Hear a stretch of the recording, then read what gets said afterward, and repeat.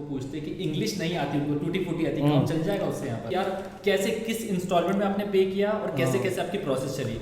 तो शुरुआत में कितना पे किया था आपने स्टार्टिंग में? मैं घर पे 1 लाख से ऊपर तो भेजता ही हूँ पर मंथ। हाँ, इंडियन रुपीज में 7.5 लाख, 6 लाख रुपए दे के कोई आ सकता है, वो वर्थ इट होगा?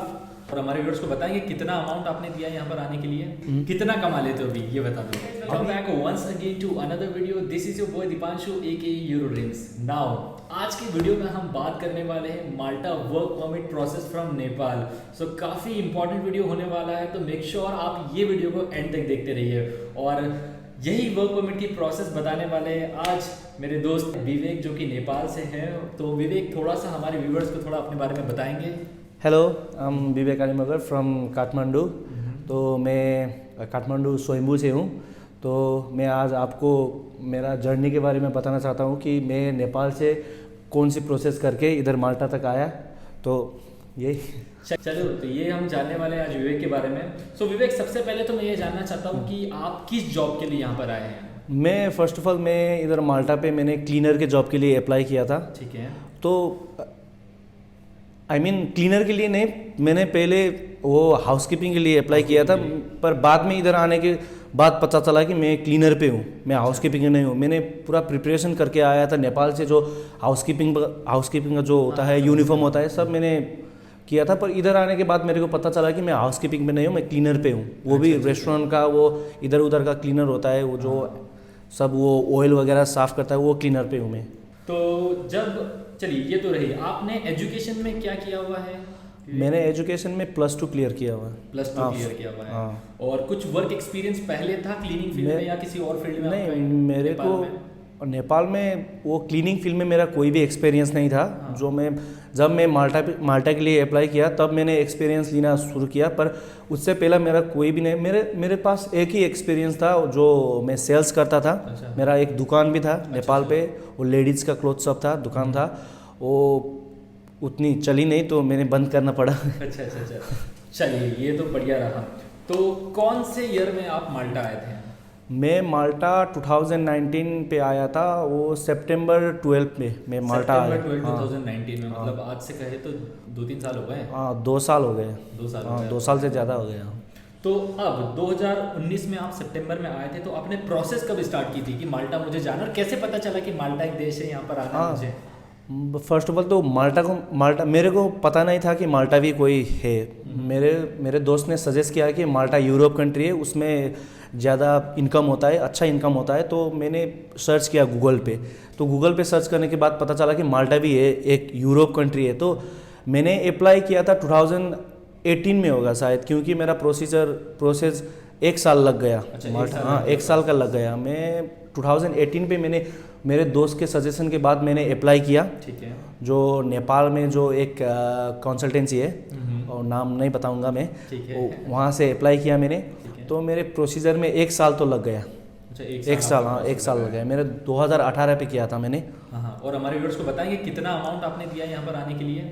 मैंने नेपाल टू माल्टा मैंने अमाउंट के हिसाब से, नेपाल के अमाउंट के हिसाब से बोला जाए तो 12 से 13 लाख मैंने स्पेंड किया। नेपाली? हाँ, नेपाली 12 से 13 लाख। अच्छा, 7 लाख। सो इंडियन रुपीज में 7,50,000। अब हम लोग जानने वाले विवेक आपसे कि यार कैसे, किस इंस्टॉलमेंट में आपने पे किया और कैसे कैसे आपकी प्रोसेस चली? तो शुरुआत में कितना पे किया था आपने स्टार्टिंग में? शुरुआत में कितना किया था कि शुरुआत में नेपाली 1 लाख किया था, क्योंकि वो बोल रहे थे अप्लाई के लिए 1 लाख कंपलसरी है। तो मैंने शुरुआत में जब हमने डॉक्यूमेंट सबमिट किया, उसके साथ ही मैंने 1 लाख भी सबमिट किया। अच्छा। उसके बाद कंपनी वालों ने बोला कि जब हमारी approval, it means work permit और ऑफर लेटर, आप बोल सकते हैं। ऑफर लेटर अलग है, एक चीज आइडेंटिटी माल्टा का अप्रूवल लेटर अलग है।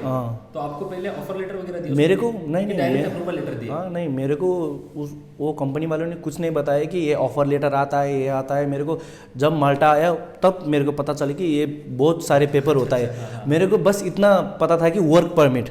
उसने मेरे को बोला पहले अप्लाई होगा, उसके बाद वर्क परमिट होगी। वर्क परमिट के आगे मेरे को एक पेपर में साइन किया था, वो उसमें पता नहीं मेरा वर्क कॉन्ट्रैक्ट लग रहा था मेरे को, उसमें मैं पढ़ा भी था उसको। तो मैंने साइन किया और उसने बोला कि 1 लाख देने के बाद दो से 3 महीने लग जाएंगे बोला उसने वर्क परमिट आने को। वर्क परमिट के आने के बाद 4,50,000 4,50,000। 2-3 महीने में आ गया था आपका? नहीं 2-3 महीने में नहीं आया था, उसको भी टाइम लगा था। कितना 6-7 महीने लग गए थे क्या? 4 से 5 महीने बोल सकते हो आप। अच्छा। हाँ उतना टाइम लग गया था। वो वर्क परमिट आने के बाद मैंने 4,50,000 फिर दिया कंपनी को। स्टार्टिंग में आपसे आपने 1 लाख रुपए दिए होंगे तो उसके उस टाइम पर डॉक्यूमेंटेशन क्या दिया था? उस टाइम पे डॉक्यूमेंटेशन मैंने दिया था, एक था एक्सपीरियंस लेटर, मेरा हाउसकीपिंग का एक्सपीरियंस लेटर था जो मैंने होटल से बनवाया था जो पोखरा का है। और उसके साथ साथ मेरा सीवी था और मेरा पासपोर्ट था। पासपोर्ट 32 पेज का पासपोर्ट के प्रिंट में मैंने सिग्नेचर करके दिया था। अच्छा। वो था। और उसके बाद इतना ही था सिर्फ। हाँ इतना ही था। और मेरा पासपोर्ट साइज का फ़ोटो 4 इतना ही है, इतना ही था। मतलब फोटो, सीवी कह लो, एक्सपीरियंस लेटर कह लो, और ये अपने। हाँ ये था। ठीक है, चलिए ये डॉक्यूमेंट आपने शुरू में दिया, फिर आपका अप्रूवल जैसे आ गया वर्क परमिट, उसके बाद आपने 4.5 लाख रुपए नेपाली। हाँ 4.5 लाख रुपए मैंने दिया नेपाली रुपीज़। चलिए तो ये तो इतना हो गया, अभी तक अपना 6.5 लाख का हो चुका है। हो गया। अब इसके बाद आपने क्या किया? फिर वीज़ा अप्लाई किया होगा? हाँ उसके बाद उसने बोला कि अब क्या होगा कि अब आएगा वीज़ा। वीज़ा जब हमारे पासपोर्ट पे वीज़ा लग जाएगा, वो BFS करने के बाद हमारे उसने बोला था 21 दिन का मैक्सिमम टाइम है BFS का। तो उसके बाद उसने बोला था कि जब पासपोर्ट पे वीज़ा लग जाएगा, तुम्हारे हाथ में वीज़ा वाला पासपोर्ट जब हाथ में आ जाएगा तो उसके बाद सारे के सारे पैसे चुकाने होंगे। हाँ बाकी का सारे के सारे चुकाने होंगे। तो उसके लिए भी टाइम लगा। वो जब तक वो हम BFS के लिए वो उधर से डॉक्यूमेंट आते हैं ना, माल्टा से इधर से भेजते हैं, उसमें भी टाइम लग गया। तो उसमें भी लगाया होगा 4 से 5 महीने। 4 से 5 महीने हाँ, हो गए। हाँ 4 से 5 महीने पहले अप्रूवल आने में लग गया, फिर 4 से 5 महीने वीज़ा आने में लग गए। और फिर वो जब सारे डॉक्यूमेंट आए तो हम BFS करने के लिए गए। BFS किया और उसके बाद 21 नहीं तकरीबन 1 महीना लग गया। 21 दिन से ऊपर का लग गया। और हमारे हाथ में पासपोर्ट आ गया, वीज़ा था। तो हमने फिर क्या किया कि उसके बाद पैसे नहीं दिए। हमने बोला कि हमारा वो श्रम होता है गवर्नमेंट को जो पे करना पड़ता है बाहर जाने के लिए, वो हमने उसके बाद दूंगा बोला। हम उसके बाद पे करेंगे, सारी के सारी अमाउंट है जो उसके बाद। तो हमने श्रम किया। उसमें भी बहुत प्रॉब्लम आ गई थी क्योंकि ये माल्टा से जो डॉक्यूमेंट आया था नेपाल पे, मैं तो लड़का हूँ पर उसमें क्या था कि ही के जगह पे सी था मेरा डॉक्यूमेंट पे। हाँ उसमें भी मिस्टेक था, ही के वजह सी था। तो उधर भी कुछ प्रॉब्लम हो रहे थे। श्रम करने के बाद हम 5 से 6 बार घूम के उधर लाइन पे आए, फिर डॉक्यूमेंट सबमिट किया, फिर रिजेक्ट, फिर गए, फिर ये बोला जाओ फिर हो जाएगा। ऐसे करते करते 4 से 5 बार हम घूम के फिर लाइन में आए, फिर रिजेक्ट, घूम पे फिर लाइन में आए, फिर रिजेक्ट। ऐसे करके बाद में हुआ। जो हाँ बाद में हुआ कि इधर माल्टा से वो हमारा वो जो बॉस है, कंपनी का बॉस है, उन्होंने कुछ मेल भेजे। तो उसके बाद हो गया। तो उसके बाद होने के बाद हमने सारी की सारी जो अमाउंट है वो पे कर दी। हाँ ठीक है, तो ये मतलब प्रोसेस रही आपकी। मतलब 1 साल लग गया दोस्तों। पहले 4-5 महीने इनका अप्रूवल आने में लग गए, फिर 4-5 महीने के इनकी वीज़ा प्रोसेस के डॉक्यूमेंटेशन वगैरह में लग गया था। हाँ। और फिर जब यहाँ पर आए तो फिर उसके बाद यहाँ पर आने के बाद क्या किया आपने? यहाँ पर आने के बाद क्या है कि वो हमारे वो नेपाल के जो कंपनी कंसल्टेंसी है वहाँ के कंपनी और इधर के जो एजेंट होते हैं, मैं नाम नहीं लेना चाहता, पर उन्हों के बीच कुछ मिसअंडरस्टैंडिंग हो गई थी। अच्छा। हाँ उन्हों के बीच कुछ मिसअंडरस्टैंडिंग हो गई थी। तो हम इधर एयरपोर्ट में आने के बाद भी 2 से 3 घंटे वेट में रहे। अच्छा। कोई लेने आने के लिए। हम एयरपोर्ट के बाहर थे, कोई लेने नहीं आया, तो हम वेट करते रहे। और 3 से 4 घंटे बाद आया, हमको एक गाड़ी लेने आया। तो हम गाड़ी में चढ़े। उसके बाद हम होटल पे ठहरे। एक होटल नहीं अपार्टमेंट था, पेइंग अपार्टमेंट जो, हाँ उसमें ठहरे। हम 7 दिन ठहरे, तकरीबन 7 दिन ठहरे। और 7 दिन के बाद हम हमारे काम करने की जगह पे गए। तो वहाँ जाके पता चला कि हमारे काम तो हाउसकीपिंग नहीं है। जो हम नेपाल से प्रिपेयर करके आए थे हाउसकीपिंग के लिए, जो हमने क्लोथ्स वगैरह लेके आए थे, यूनिफॉर्म वगैरह जो हाउसकीपिंग के लिए इधर चाहिए, वहाँ जाने के बाद पता चला कि हमारे हाउसकीपिंग का काम नहीं है, हमारा काम है जो क्लीनर का है। वो भी क्लीनर ऐसा नहीं कि वो रेस्टोरेंट का साफ़ करे, फ्लोर साफ़ करे, वैसा नहीं कि रेस्टोरेंट का वो जो किचन से निकलने वाला एग्जस्ट का वो टनल होता है उसके अंदर जाके उधर का वो तो ऑयल वगैरह होता है तो खाने का वो उठाने का हमारा काम है। इधर आके पता चला कि वो हमारा काम है। तो बड़ी मुश्किल है। हाँ, बड़ी मुश्किल हुई उस दिन, क्योंकि जो हम नेपाल से सोच के आए थे ये काम होगा, इधर आने के बाद वो नहीं है, उससे डिफरेंट काम हमको मिल रहा है जिसमें कि हमारा एक्सपीरियंस नहीं है। हाँ, सही है। एक्सपीरियंस नहीं है और हमको इतना वो क्या बोलता है वो एसिड होता है जो ऑयल को मेल्ट करता है, वो एसिड यूज़ करना पड़ता था। अगर वो एसिड का एक ड्रॉप भी हमारे स्किन पे पड़ता ना तो स्किन खराब। मेरे पास इधर भी है वो मार्क्स है, मार्क्स है इधर भी वो एसिड का। ठीक है, तो ये मतलब आपका प्रोसेस यहाँ पर फिर डॉक्यूमेंटेशन वगैरह हो गया था प्रॉपर आपका? हाँ, इधर का डॉक्यूमेंटेशन में उतना प्रॉब्लम नहीं हुआ क्योंकि इधर का डॉक्यूमेंटेशन आराम से हो गया था। अच्छा। जो हमको आइडेंटिटी माल्टा को सबमिट करना था वो आराम से हो गया था, उसमें कोई प्रॉब्लम नहीं है। इधर जब माल्टा आया उसके बाद कोई प्रॉब्लम नहीं है हमको डॉक्यूमेंटेशन के लिए। ठीक है, चलिए। और कितना अमाउंट लेकर आए थे आप नेपाल से यहाँ पर? नेपाल से मैं इधर 1000 यूरो लेके आया था। सफिशिएंट होता है 1000 यूरो? काम हो जाता है इतने में? 1000 यूरो ने काम तो हो जाता है, पर जब आपका कोई इनकम ना हो तो उस वक्त तो मुश्किल पड़ता है 1000 यूरो की।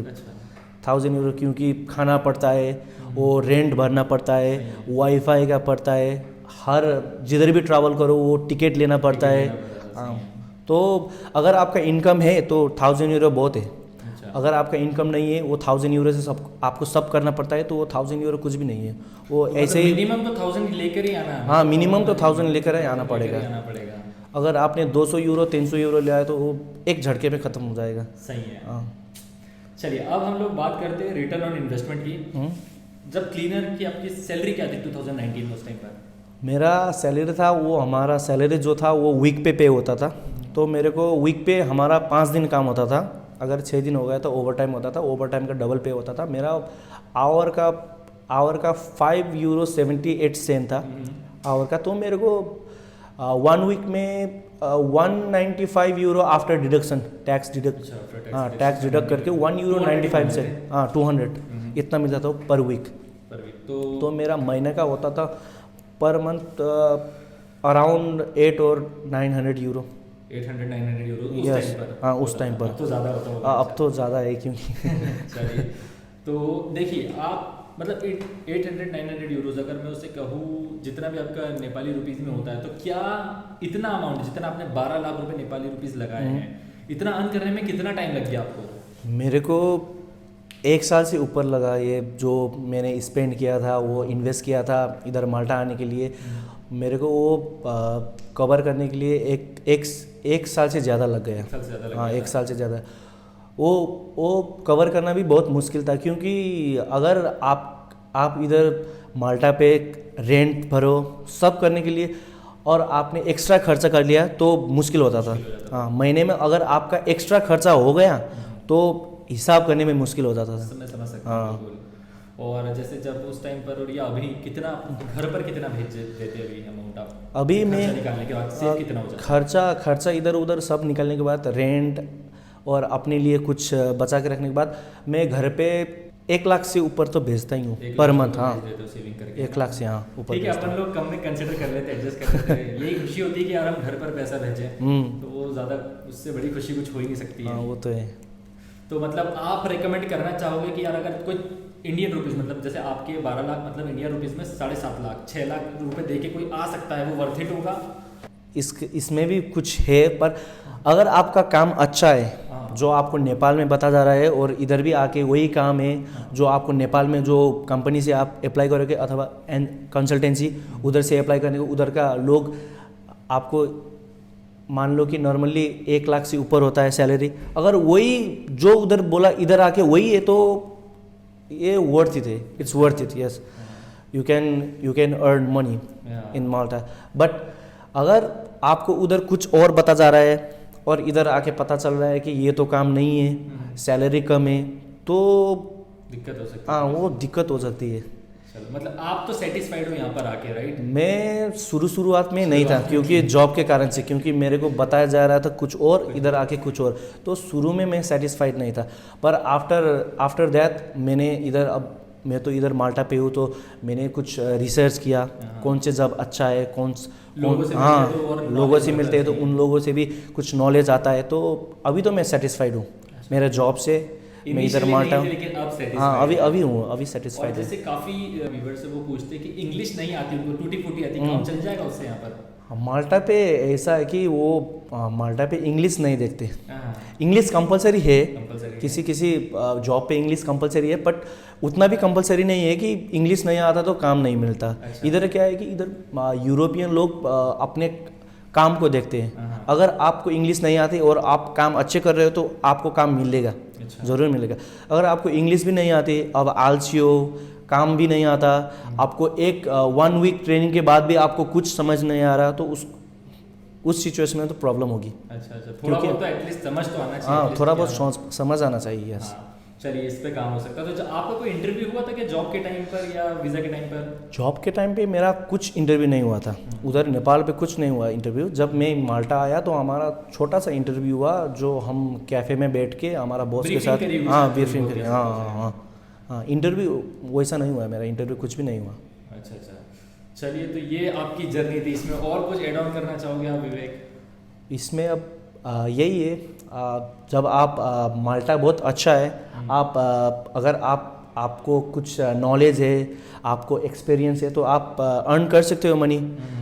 अगर आपको दुबई, सऊदी ऐसे जाने के बजाय माल्टा बहुत अच्छा है, क्योंकि मैंने तो बहुत ज़्यादा पैसे स्पेंड किया है इधर आने के लिए। तो आप पहले समझिए, जानिए। अगर आपका कोई दोस्त इधर माल्टा पे है तो उसके साथ भी बातचीत कीजिए, तो लास्ट में जाके डिसीजन कीजिए। अगर आप एक ही आदमी का बात सुन के एक ही जगह से करोगे तो मैं सजेस्ट नहीं करूँगा। वैसे तो आप जाइए, 2-3 जगह में पूछिए, नॉलेज लीजिए, अपने दोस्त लोगों को पूछिए, तब जाके डिसीजन कीजिए। यही है। पर ओवरऑल माल्टा अच्छा है, पैसा भी है, पैसे कमा सकते हो, काम भी मिलता है।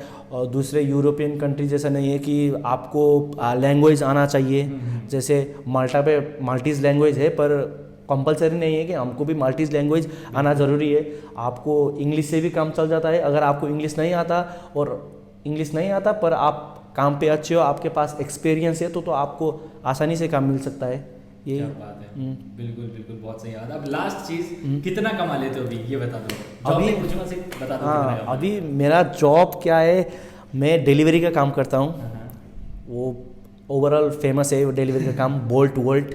मैं डिलीवरी का काम करता हूँ, और मेरा अभी का जो सैलरी है मंथली मेरा हो जाता है 2 से 3 लाख हो जाता है, मंथली का हो जाता है। और उसमें हमारा रेंट सेंट बाकी सब काट के बच जाता है 2 लाख, तो आराम से बच जाता है। 2 लाख बच जाता है। हाँ, 2 लाख बच जाता है। चलिए, तो यही है आज का वीडियो, और बहुत अच्छा लगा विवेक, आपने बहुत डिटेल में इन्फॉर्मेशन शेयर करी है। ये बहुत यूजफुल वीडियो होने वाला है। तो अगर आप हमारे साथ एंड तक स्टिक रहे तो विवेक को कमेंट सेक्शन में थैंक यू बोलना ना भूलिएगा। पूरी कहानी ए से लेकर जेड तक की उन्होंने अपनी बता दी है। तो अगर वो आपकी हेल्प करना चाहते हैं तो आपको भी ग्रेटफुल होकर थैंक यू जरूर लिखना है विवेक को, है ना, कमेंट सेक्शन में। So thank you so much. आपको भी थैंक यू मेरे को इनवाइट करने के लिए आपके चैनल में। जो ऐसे हेल्प करते हैं, मैं लिटरली चाहता हूँ कि और हमारे पास ऐसे आपके वजह से। हाँ, थैंक यू सो मच। चलो, thank you, bye bye, take care.